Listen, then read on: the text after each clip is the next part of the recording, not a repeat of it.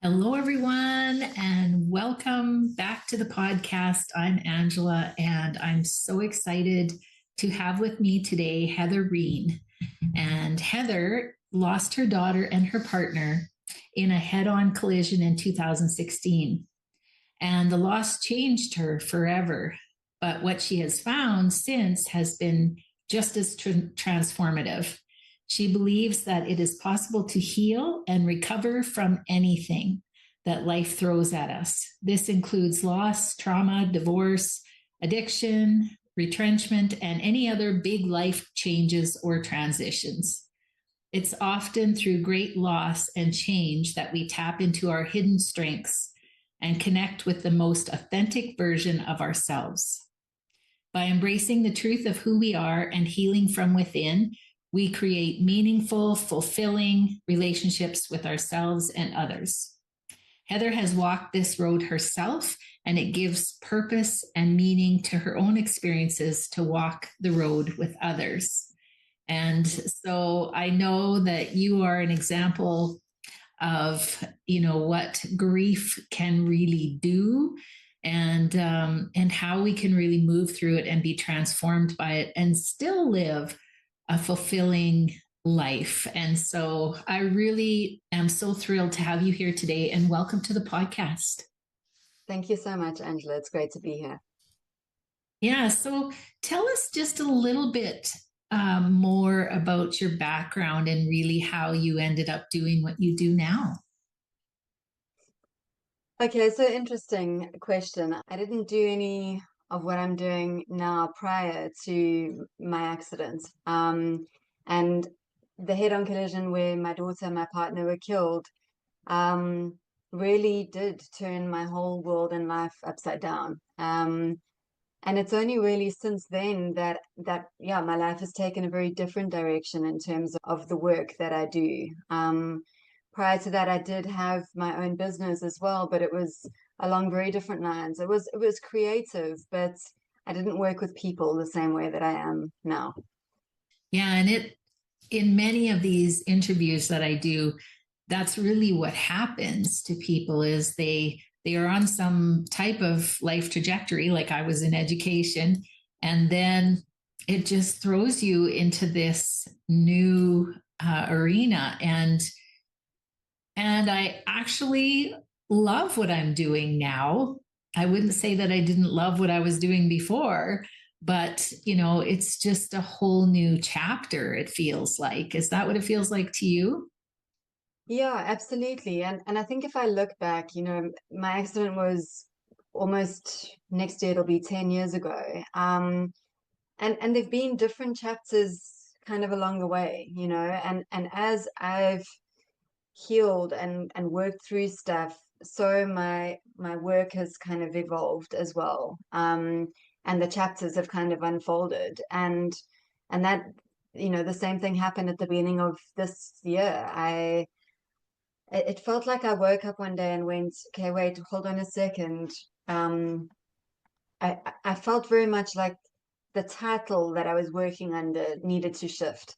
Um, and I was, I'd qualified and certified as a grief coach. And I really, when I worked in that arena and worked with people who were grieving, it was absolutely what I was meant to be doing. I believe that 100%. Um, and it's not that I don't work still with people who are grieving, but it kind of feels like I've shifted into, my title now is self-recovery coach. And yeah, that's been something that's evolved, and it's something that now resonates, yeah, with where I'm at right now. And with the work that I'm doing. So it's amazing actually to look back and see how we grow and how the transformation keeps happening, as time goes by. So yeah, it is exciting. Yeah. Yeah. And I love that self recovery coach because that's all encompassing. And, Yeah. and really, when I look at the process of grief, it really is a life process. We have these big traumatic events that make us look at grief and the process of grief. But what I realized is I went through a lot of grief in my lifetime before I lost my husband. I just didn't realize that's the Oh, process I was going through. And so it absolutely. becomes a life skill, really, um, because we're always losing, we're always changing, we're always, something, letting something go, to start something new. And so this Yeah. whole recovery, it just sounds so beautiful to me. It's like that process of letting go and Mm. starting something new. Yeah. Mm-hmm. Yeah. And I think, what resonates deeply with me, and I suppose this has also been part of the process, is self-recovery is about it's about really getting in touch with who we are at our core, and I think that concept has changed a lot for me since losing my daughter in particular. Um, and just, yeah, realizing that I say losing, but I don't feel like I've lost her. I just feel like my relationship with her has changed, and it's kind of altered my perception of who we are on a soul level, and that there's this bigness that never dies. And yeah, and I think part of self recovery is us connecting back to that soul part of ourselves, the part that can't be taken away or added to, that part that is of worth without, yeah, anything needing to be added to it. And yeah, that's been a process, and being quite kind of mind opening. Mm. Yeah. Yeah. So talk a little bit more about that process, because I know that, you know, generally people will, when they have a big loss or change, kind of throw themselves into maybe their work, or try to, shop or drink, or do other ways of trying to numb those emotions that are coming up. And sitting in stillness can be really hard for people. Yeah. Yeah.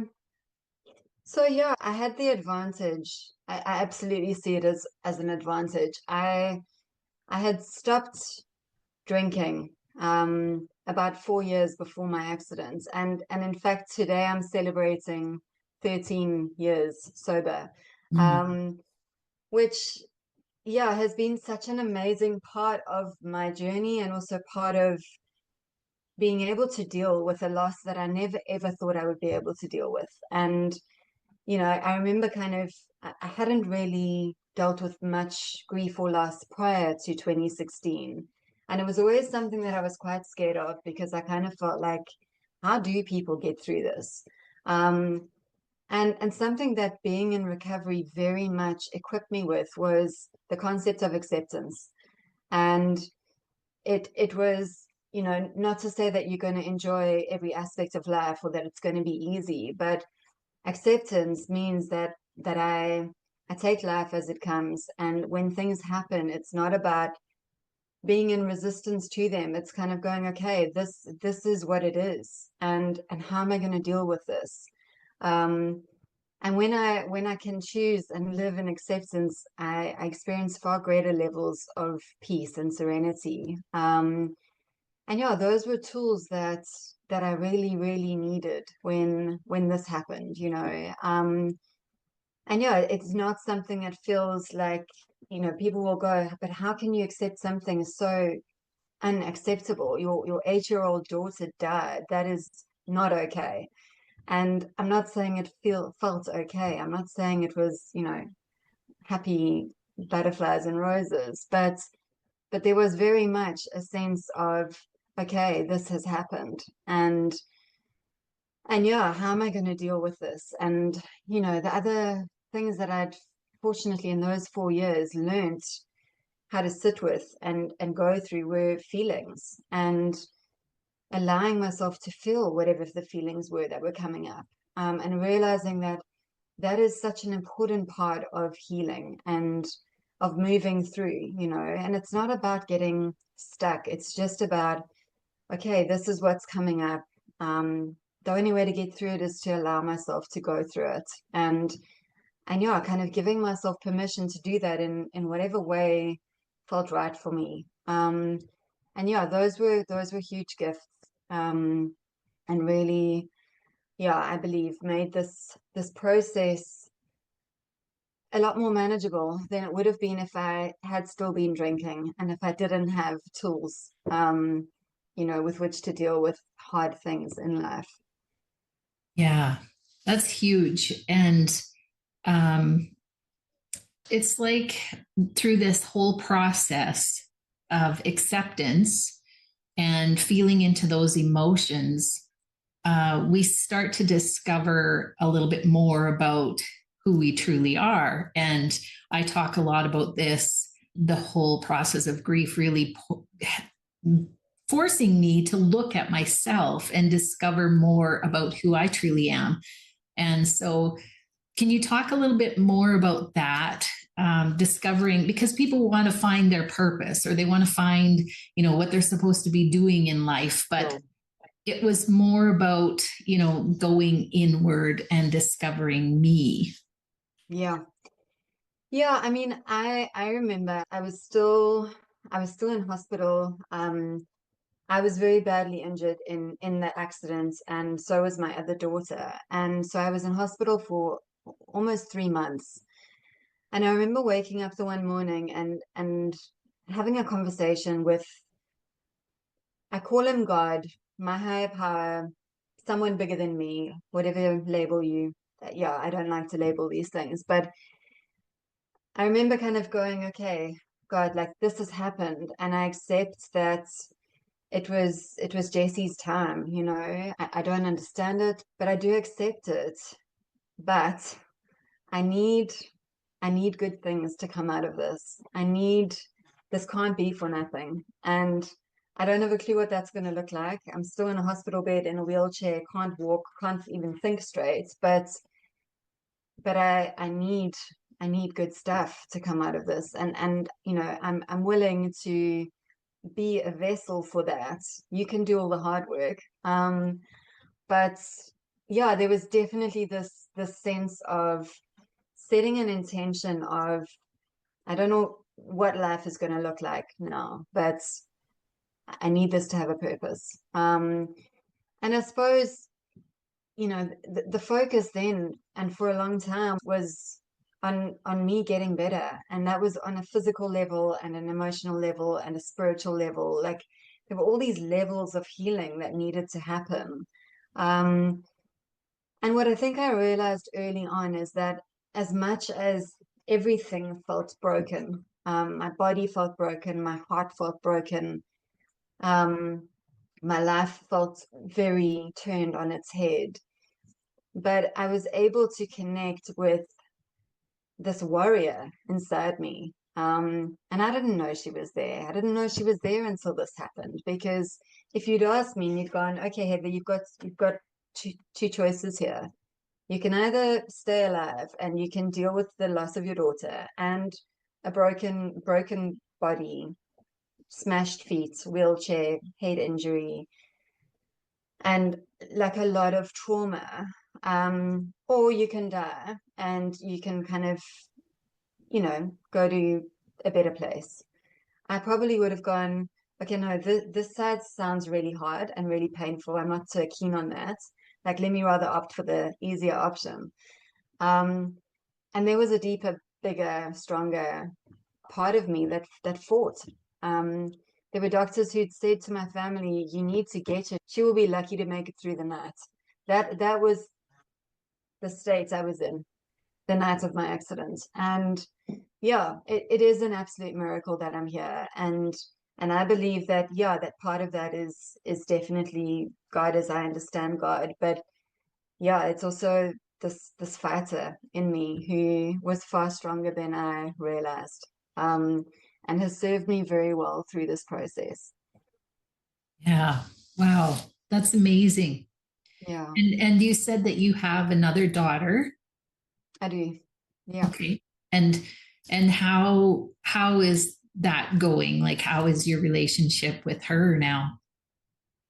Okay, so I'm really pleased that we're having this interview now, Angela, and not um like 3 or 4 years ago, because now things are really good with her and I. But there was a period of time. So she was 11 turning 12 at the time of our accident.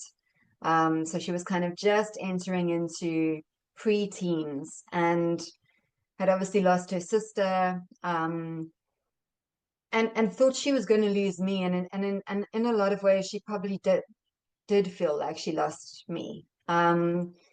But she was angry for a really long time, and she focused that a lot on me.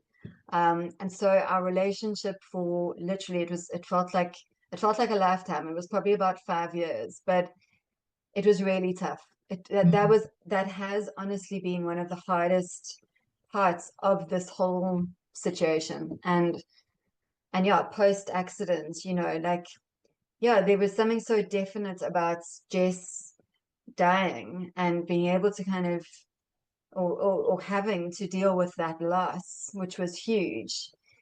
And then with Tyler and the daughter, it was a loss on a very different level. And in some ways, it was a lot harder because she was right there in front of me, but she felt so far away, for a long, long time. So yeah, that's taken time, um, a lot of time to heal. But we're in a really great space now, and have been for the last couple of years. So yeah, thank you for asking. Yeah, well, that's wonderful. And what do you think, helped the most to bring you back together? Because I know people who are estranged from their children Okay. or from family members. What helps?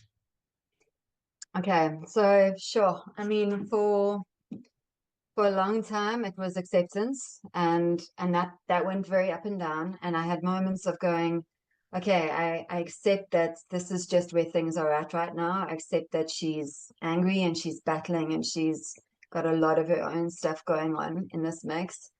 And I'd have moments of being okay with that and being at peace with that.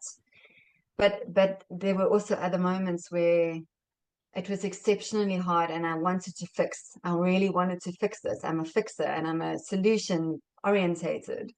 And this felt like something that I couldn't fix. And so, yeah, I had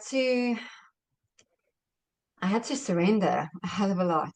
Um, and I had to trust the process, and I had to keep showing up and keep being there and keep letting her know that I was there. Um, but I also went through a real period of forgiveness. Um, and that was super intentional, and it started with me forgiving me. Um, oh, and yeah, it was a process thing. It wasn't a once off decision.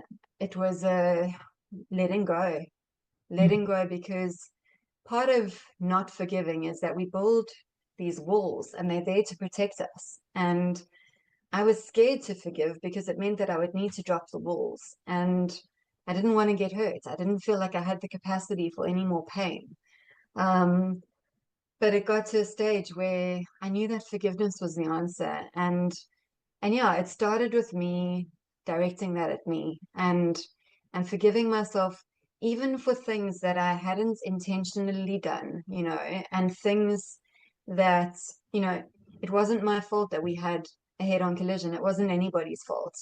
But, forgiving myself for the fact that I couldn't be there for Tyler after our accident because I was in a coma for 3 weeks. And yeah, that was something I had no control over, but it was giving myself this blanket of forgiveness and going, Heather, I forgive you. And it started there, and then I was able to extend that to Tyler, and there was a lot I needed to forgive her for.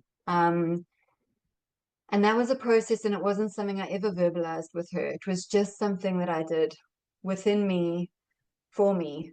And there was so much freedom on the other side of it. And yeah, and that was such a huge part of shifting things for her and I, because for as long as I had those walls up, And for as long as I didn't forgive myself, I was overcompensating in my relationship with Tyler. And I was letting things slide that I wouldn't normally let slide. And I didn't have great boundaries. Um, and that was because on some deep level, I was feeling guilty because there was stuff that she'd gone through that I wish that she had never had to go through. Um, and so, yeah, the other side of this forgiveness process, which took time, but I came out the other side of that feeling able and ready to put some healthy boundaries in place with Tyler. And and we had a really solid heart-to-heart conversation one evening. It was actually early hours of the morning. And I drew a line and I just said to her, there's certain things that certain behaviors that are not acceptable and that are not going to be acceptable anymore. Um, and she needed that. She needed that as much as I needed it. And that opened the door for us to have conversations about our accident and about how it was for her and about her not being allowed to see me and thinking that when she did see me, this isn't my mom. Um, and just being able to have compassion for her and for what she'd been through, you know. Yeah, so sure, it was, yeah, that was a big shifter in our relationship, and things have progressively gotten better since then and from then. Oh, that's amazing. What a wonderful story. And so, Yeah, when you were going through all of this, did you have help? Did you have support to work with? I did. I had, my gosh, I mean, from the very beginning, you know, there was a lot that I wasn't aware of, but there were people around us from like it felt like people got to the hospital, and obviously I wasn't aware of it, but I was told that people in fact arrived at the hospital before our ambulance even arrived there. So the word had got out so quickly. There were a lot of miracles around this, and that I suppose was one of them. And there were people who were there from the beginning and throughout. There was so much love and so much support, and it was family and it was friends and it was strangers, and there was just this amazing network of people really getting around us. So yeah, that was there, and then I did see I mean, when I was in hospital, I had a whole team of various people for various aspects of my healing.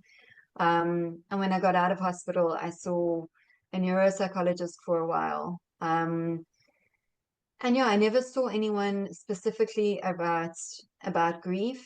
But I saw, you know, later on, a couple of years after, I did see somebody about trauma. I saw a trauma coach, and there was so much more that came out of that experience than just dealing with you know, I had a bit of PTSD around driving, and I got so much more out of that experience than just freedom from PTSD. So um, yeah, it's been amazing just seeing how all along the way the right people have come into my life at the right times, you know, and yeah, and a lot of them I'm still connected to, because they played such an important role in where I am today. Mm-hmm. Yeah, and I would concur that that's what happened with me as well. It just seemed like at the right time, someone would show up into my life in some strange, synchronous way. And, Yeah. and then I guess the biggest thing is being brave enough to communicate with your needs or to be able to communicate um, your story, because I know when I signed up for my grief coach, I was so terrified to talk to her about this because it just felt like it was going to bring everything up, which it did. you know, but it wasn't nearly what I thought it was. Like I was so afraid to talk to her. And yet I found out that in going to her every week, I really looked forward to every one of those sessions. I didn't dread it like I thought I would. And so, Yeah. can you tell me a little bit more about that? So I think for me, I from the beginning, I've spoken, I've spoken. I'm a talker, and talking has always been a big part of my processing. Um, and I think it was about, I remember when I was in hospital, they gave me a printout of the 5 stages of grief. And I Okay. remember reading through it, and then I remember putting it down, and I remember thinking to myself, okay, that's good to bear in mind, but I'm going to do this my way. And Heather, I'm giving you permission. You can do this in whatever way feels right for you. Don't ask me where that came from. Again, that's that deeper part of me that I didn't know was there, but she knew what she was talking about because I needed to give myself that permission. And yeah, what I've learned through the journey and also through conversations with different people is that everybody's grief is completely unique to them. And there is absolutely no right or wrong way of going through this process. And yeah, the best thing we can do for each other is be there to walk the road and just be an ear and an open heart. It's not about, we can't fix it, we can't take away the pain, we can't change what's happened, but there's such power in just being a container for people and going, I'm here, I'm with you in this. And I definitely had a lot of that and a lot of that support. And there was this freedom for, the moments where, and I still will have them every now and again, where something will make me. I had one the other day that I'm trying to remember what it was. Anyway, there'll be a trigger and I will fall apart in public and coffee shops, wherever.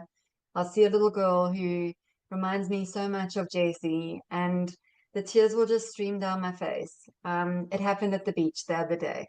And my partner was with me and he said to me, "Babe, are you okay?" And I said, "I'm not okay, but yeah, there was this little girl, and she was so much like my daughter. She didn't look like her, but her mannerisms, there was something about her that was just so like Jess. And those moments are precious to me now. I don't dread them, I don't push them away.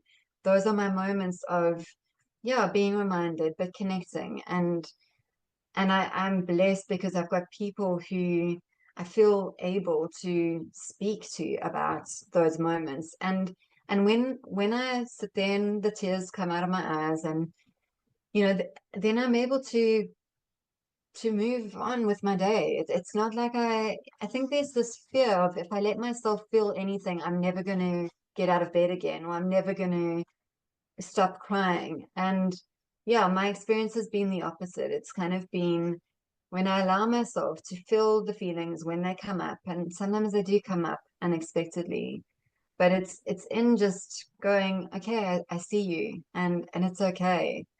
They pass, and I pass through them.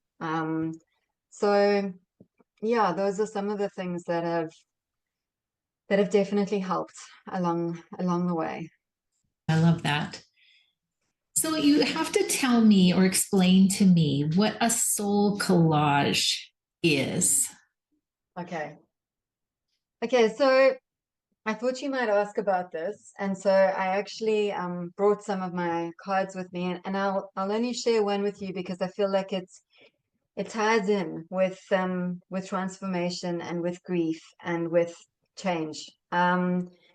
So Soul Collage was something that was introduced to me by the neuropsychologist that I was seeing, and I saw her probably for the whole of 2017, maybe 2018. And Soul Collage was something that she used as part of our therapy. And the way she first introduced it to me was that she gave me magazines and she said, "Heather, I want you to go through these magazines and just tear out any pictures that you're drawn to. You don't need to understand why, just trust the process." Um, And so Soul Collage then became part of my therapy with her. And it was a concept that was developed by a therapist in America called Sienna Frost. And it was she invented it about 20 years ago, I think it was. And it's now a worldwide practice. And Sienna was smart, and she kind of realized the impact of images and how images have this power to bypass our over analytical left brains and really kind of give voice to the parts of us that need to be heard or expressed. And so soul collage is really, it's a creative process, but it's very intuitive as well. And it's about selecting images and yeah, just going with the ones that you're drawn to and putting them together in a card. Um, and then asking the card some simple questions. And this is where the power really happens and comes from, is that the answers then are coming from this card that you've created. And it's like an expression of different parts of who you are, different parts of your soul, different parts of your journey, kind of put into pictures and given words. So I will share. I hope you can see this okay. I'll try and hold it up. Yeah, it'll block my face, but can Yeah. you see that okay? Yeah. I'll stop Okay, talking cool. and then it'll go to you. Just, Okay, so I'm going to I called this card change. And I made this in November of 2018. Um, okay, and the questions are simple. The first one is, who are you? I am one who is shattered and fragmented. I am one whose light shines through the cracks and draws others to her. I am one who is changed and free. What do you have to give me? I give you strength. Your brokenness does not make you weak. It makes you beautiful. I give you hope. You have plenty to give. What do you want from me? I want you to shine. Let the light break through. I want you to embrace the change and fly free. Is there anything else you want to tell me? I also want to tell you to keep moving. Let the momentum carry you. Let go of your fear. wow. That is powerful. Yeah. So I became a soul collage facilitator in 2018. My psychologist had said to me, Heather, is this something you can see yourself doing with other people? And I said, absolutely. I loved what it had given to me and how yeah, how powerful it was as part of my me just getting to know who am I now that so much in my life has changed. Who am I? And Soul Collage was a big part of me connecting with me. And so yeah, I became a facilitator in 2018, and now it's something that I do with one-on-one clients, but I also host Soul Collage workshops. And they're amazing. And yeah, it's something I'm very passionate about just because I don't have to do the work. The work is done through what you create and through what people create, and the answers are there for them, you know. So yeah, it's a beautiful, beautiful process, and has been a huge part of my journey. Mm, I absolutely love that. And it's interesting because in all my interviews, I've never, and what I've read and came across, I've never heard of it until, Okay. yeah. Okay, well, I'm glad I could introduce you to it. Yeah. Yeah. It's amazing. So, how do people, if they want to work with you or they want to find resources, just tell us what you offer? Okay, so in terms of getting a hold of me, or finding me, I am on LinkedIn. That's obviously how you and I have connected. Um, and I'm on Instagram under Self Recovery Coach. I'm also on Facebook. under Heather Reen Self-Recovery Coach. Um, and I do have a website, which is www.heatherreen.com. So those are kind of, yeah, the online platforms where I can be found. And yeah, obviously I offer online sessions as well as face-to-face sessions. Um, yeah, I think those are all I've given you all the handles that I needed to. Okay, and we'll make sure we have those links in the description so that people can find you. Thank you. And is there any last advice or anything else that you want to say that we haven't talked about? Something that stuck out for me about you and from the little that I read on your profile was that you also still feel connected to your husband. Mhm. Um, and and yeah, that's very much been a part of my experience is that I mentioned it earlier, Jess doesn't feel gone. She feels different, but I feel her so with me and I feel like she's so been part and so is part of yeah, my whole process and the work that I'm doing now um and life, and I think also I know that Jess would absolutely want me to be living my best life and living life to the full. And for me to be in touch with my bigness, she feels so big to me. And I often feel like she's saying to me, but Mom, you've also got that bigness. Our bodies are just these little containers, but our souls are so much bigger. Um, and when I'm aware of that, it's like fear doesn't have a place here. And Jess was also always about I had a friend who after Jessie died, she said to me, "Your daughter taught me about love. She taught me what unconditional love is." Um, and and yeah, Jess is love, God is love. Like and I've got that to keep carrying and sharing. Um, and when I'm grounded in love, fear doesn't have any space to plant its roots. And yeah, though I just feel like that's such a massive gift. We have this gift of carrying these beautiful souls with us. And yeah, I will always miss her little body, which was adorable. And I will always miss that. But yeah, I don't feel like she's gone. She's not gone. She's right here. And it's amazing. Yeah, beautiful. How beautiful. And yes, those relationships go on, albeit in a different way. And yeah, I totally agree. I feel the exact same way.